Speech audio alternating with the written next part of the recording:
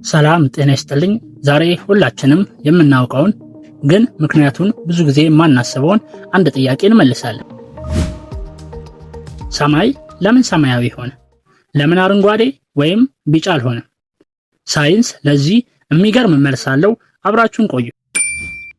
መጀመሪያ ማወቅ ያለብን ከፀሐይ የሚመጣው ብርሃን ነጭ ቢመስለንም በውስጡ ግን ሰባቱንም የቀስተ ደመና ቀለማት የያዘ መሆኑ ነው። እነዚህ ቀለማት እንደየባህሪያቸው የሞገድ ርዝመት አላቸው።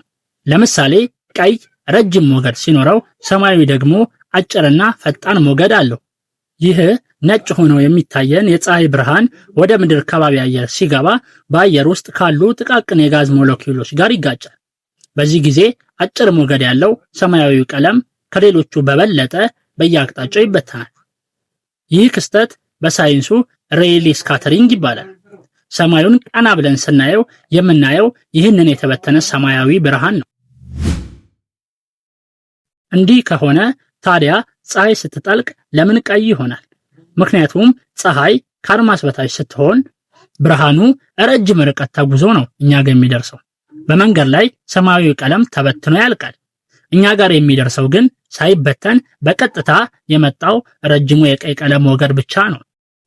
በአጭሩ ሰማያዊ ሰማይ ማለት የተበተነ የብርሃን ውጤት ነው። በሚቀጥለው ጊዜ ሰማዩን ስታዩ ይህ አስደናቂ የተፈጥሮ ሳይንስ ትዝ ይበላችሁ። ቪዲዮን ከወደዳችሁት ላይክ፣ ቤተሰብ እንድንሆን ደግሞ ሰብስክራይብ ማድረጋችሁን አትርሱ። አመሰግናለሁ።